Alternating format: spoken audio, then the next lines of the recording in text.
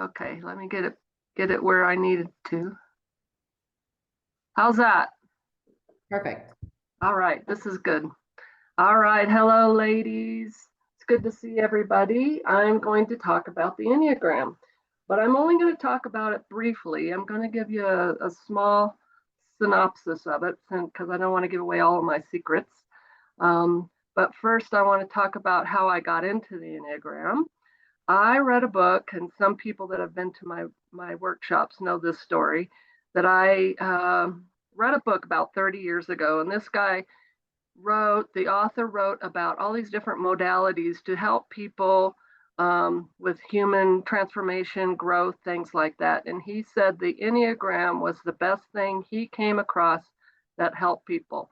So I was in a mode in that part of my life. I read so many self-help books, um, human growth books, all those kinds of books. So I started reading about the Enneagram and I became enthralled about it. I loved it. And back then, about 30 years ago, I got certified through Hurley and Donson, who are two people that wrote a couple books, and they were in Lakewood. So I was able to get certified through them 30 years ago. And I really didn't do anything about it. And then fast forward to now, I decided to become a life coach, and I decided I had to have the Enneagram as part of it because it helps when you're a coach to know where your client and where you are coming from. So I became certified again through the university, the Enneagram University. So, and I've read several books on it. So that's how I got into the Enneagram. So what is the Enneagram? The Enneagram simply is a 9-point personality typing system. I have a diagram over here. I can't see half of it. I suppose you guys are kind of the same, but this is the diagram. And each point is a different personality, and the lines mean something.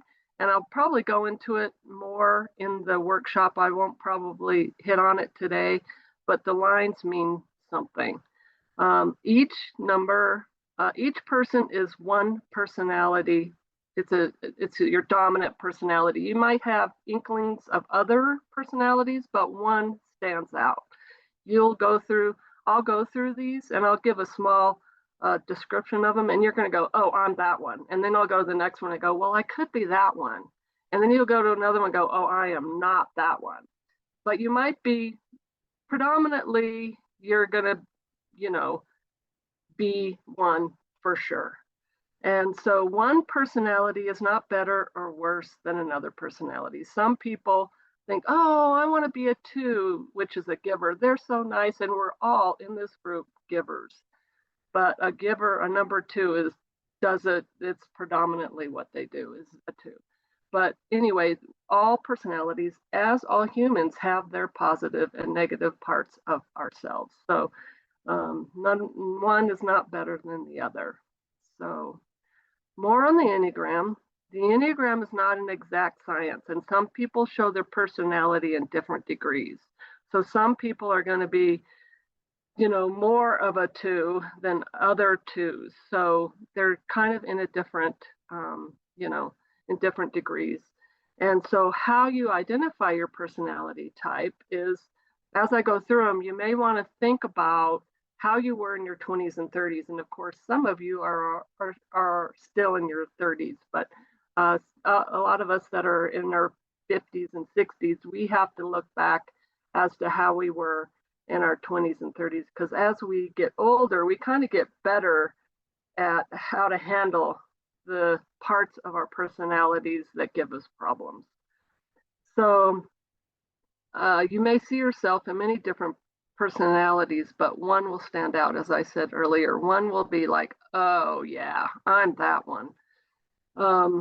So what I kind of want to say is that your personality is what you do, like, to a fault. Like, I'm a 9, which is a peacemaker. I hate conflict, and I do that to a fault. I mean, I just can't stand it. But I've gotten better as I've gotten older. So anyway, so that's the Enneagram. So I'm going to go through each one of these, and I'm just going to give you a small description. I'm going to go into it more at the retreat. But so, and the other thing I want to say is that in the Enneagram world, we really refer to each of us as a number, not as a name. So, like, I refer to myself as a 9. I don't call myself a peacemaker because it kind of, you get messed up in the peacemaker because there's a lot to the personality. So anyway, but I put the names up there just to kind of differentiate what they are. It's just easier to learn what they are. So the number 1 is called the perfectionist, and they are always looking for ways to improve or be better or perfect. They usually have a cause, such as rescuing dogs, recycling, something like that. But the one thing about a perfectionist is that they have a harsh inner critic. We all have inner critics, but the number 1 is the harshest on themselves. Number 2 is the giver. It's always looking for ways to give. They are bad at receiving. As a matter of fact, it's almost impossible in some cases. But people love 2s. They just gravitate to them like bees to honey. They love them. Number 3 is the achiever. The achiever is the person who is accomplishing their goals. They love to make goals and they love to achieve them. They're highly successful people in whatever they do. People love 3s. They're very charismatic, but they also care about what other people think about them. That's their big thing. Number 4 is a romantic. They're very creative people. They're very attached to their feelings and they love beauty. They can be highly emotional and can sit in their suffering longer than most people. They're the ones that really attach to their feelings. Number 5 is the thinker. They're highly knowledgeable. They don't have to be PhDs or doctors or anything like that, but they just have a lot of knowledge about a certain subject. They make up who they are through their knowledge, and they want people to acknowledge them, that they know what they're talking about. They are experts at a subject, and they love people to acknowledge their smarts. They usually are introverted people.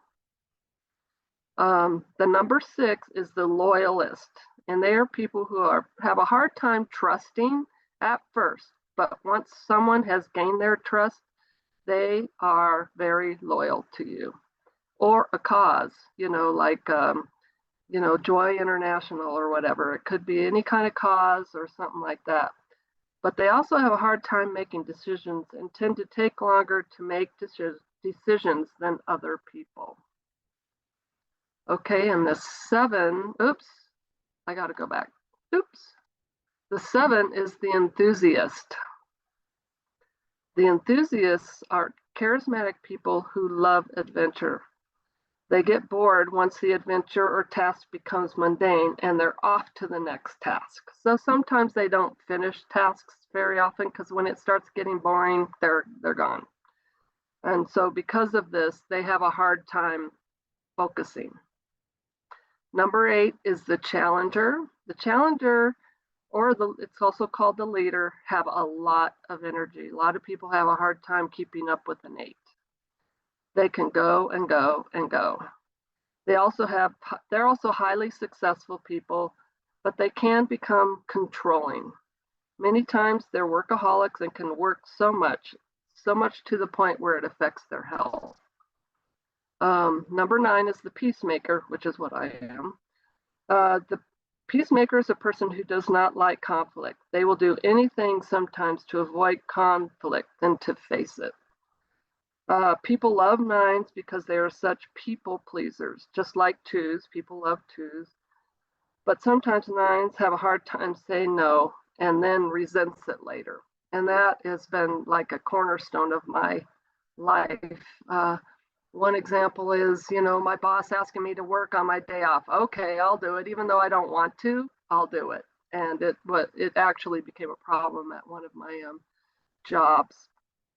So one of the things that I want to kind of move off the Enneagram for a minute. this is part of my coaching, but I want to talk about an analogy, and I love analogies. And one of the analogies is, when you go camping, you want to, when you leave the campsite, you want to make the campsite better than it was. And so I want to use this to help us dig deeper into the Enneagram. So as humans, we go through our life each day, doing our thing, working, taking care of our family, going to school, running our business, or most times a combination of all of these. And as we go through our life, we have things happen, good things and not so good things. We get emotions that get us all worked up, and we handle this problem or situation as best as we can, given the information we've been given to us through the years. We have thoughts float through our head. We have emotions that sometimes get exacerbated the more we think about them.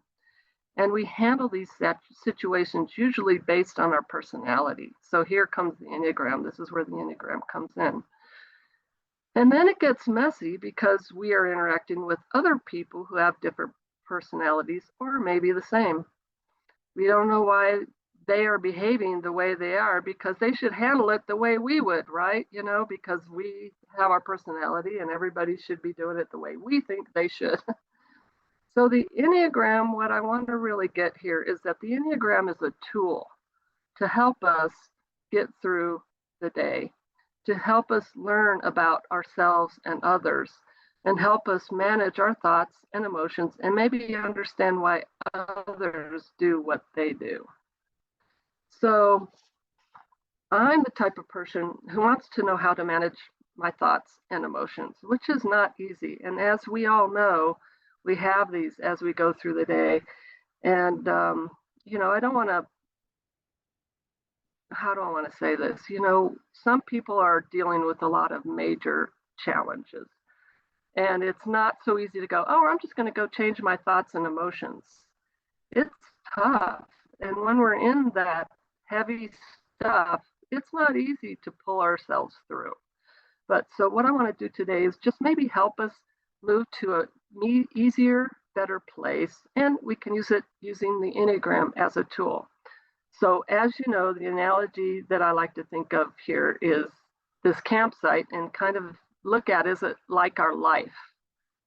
So as many of you know, as we go camping, we should leave the campsite better than when we got there. We may pick up some trash or burn the scraps of wood around the campfire.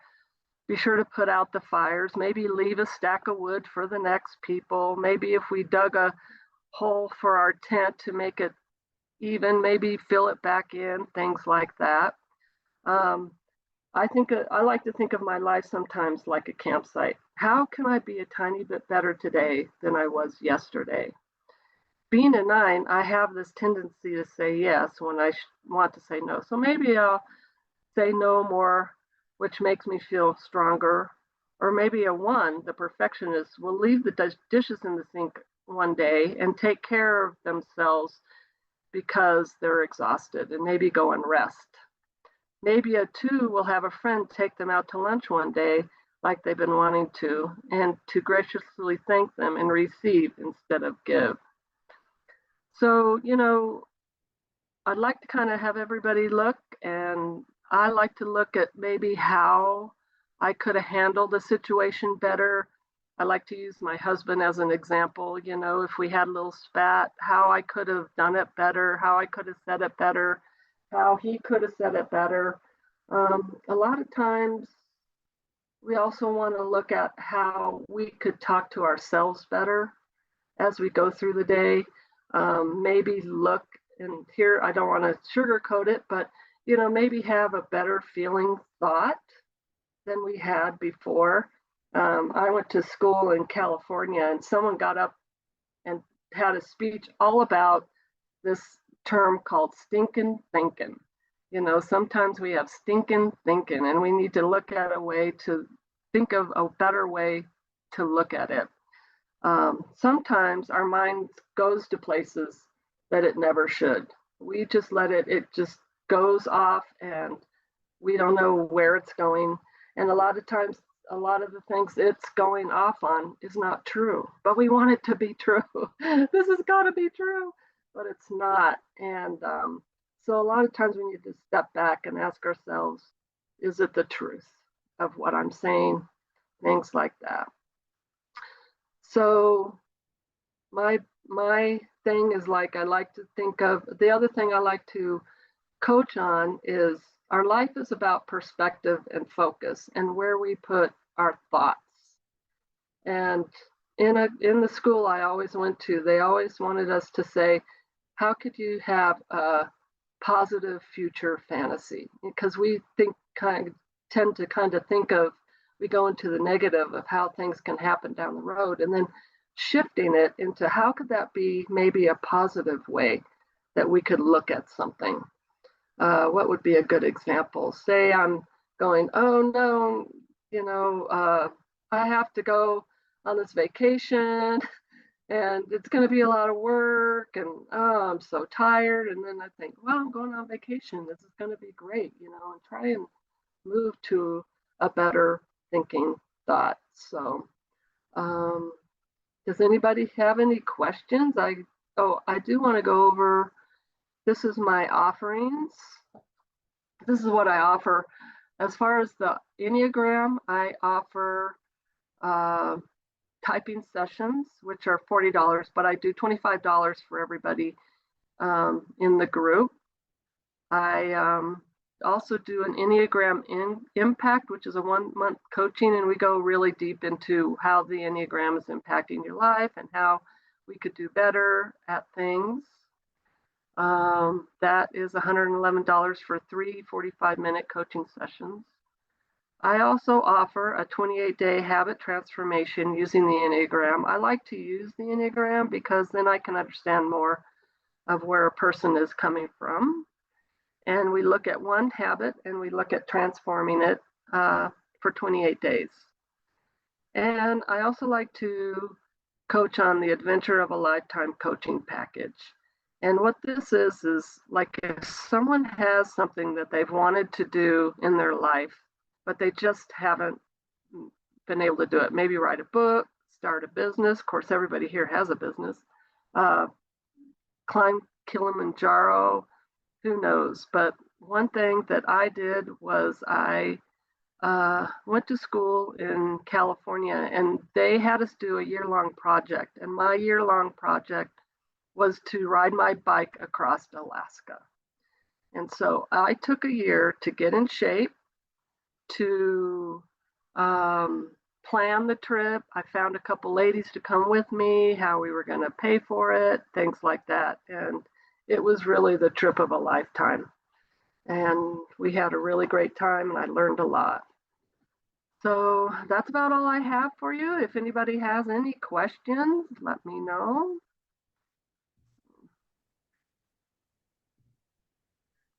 Okay, let's see. All right, we got everybody back on the screen. All right, and if you have a question for Beth, you can just unmute yourself. But Beth, I know a lot of us are in the chat and saying how we're excited to be part of the test and the workshop at the retreat. And anybody that is not attending the retreat can reach out to you, correct? And do a private session. But I'm excited to figure out, am I really a 2? Am I a 9? Am I a 4? I don't know. It's like, Yeah. help me. Tell me what I am and how to relate to everybody else. Yeah. So people that are going to the retreat, I'm going to reach out to everybody, and if they want to take the test, which I really encourage them to, it's included in the price, to take the test, and it will give you the results of what your number is.